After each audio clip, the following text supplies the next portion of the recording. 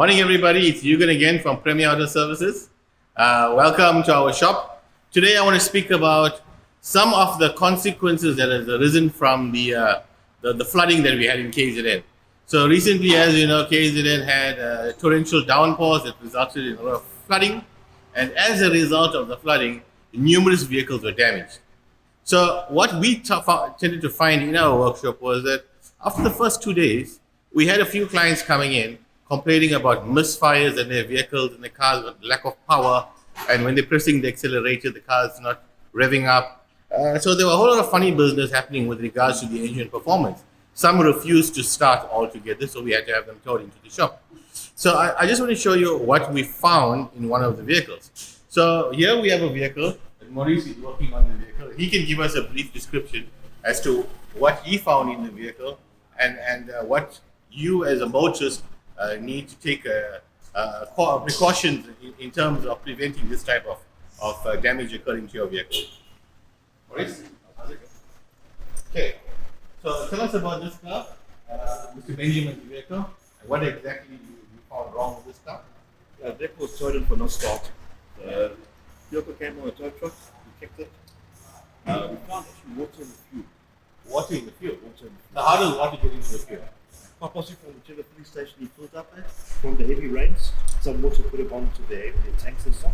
Okay. Obviously, the unwilling customer comes to his water goes to his tank. He drives away. It may not affect the vehicle straight away. And then So what symptoms did this vehicle present? fast string, stuttering, wouldn't rev up properly. Obviously, water going in the system. Water won't combust. So. Okay, so it contaminated the fuel per se. So how do you go about repairing this type of a problem? In the case of this severity, we have to drop the tank, technically clean the fuel tank. The fuel tank down here. Yeah. Flush the fuel lines, replace all the fuel filters, everything in line onto the injector rail. Put new fuel in the system, and that's it. This is a petrol vehicle, am I right? So there could be severe damage, but not as bad as what would have happened if it was a diesel. Definitely. So what happens in the diesel here? The diesel, especially on the injectors themselves, they're very sensitive as such, for particles and such. So water goes through the injector, it damages the inner workings of the injector first. Okay. Secondly, diesel is a high compression motor. You can't compress fluid. So if water goes into the cylinder while it's firing, there's a chance it can bend something or damage the motor. Sure. So there you have it, folks. This vehicle, the customer had full fuel at a filling station, and it seems that the water has got into the fuel tank. As a result of that happening, the vehicle then started to misfire, and there was poor performance in the engine, and he couldn't drive the vehicle anymore. So, quick word of caution: try not to fill fuel at garages where the service stations are old service stations, because they don't have the modern tanks.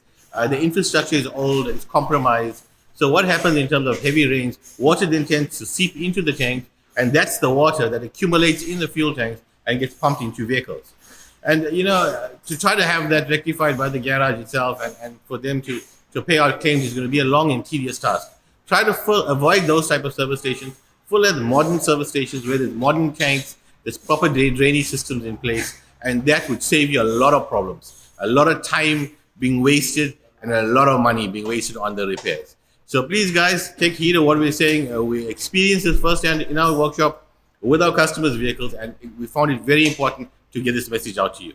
So take care, have a good week, and just remember, fill at a reputable service station that is modern, and it'll save you all of these troubles that poor Mr. Benjamin's now facing. Thank you. Take care.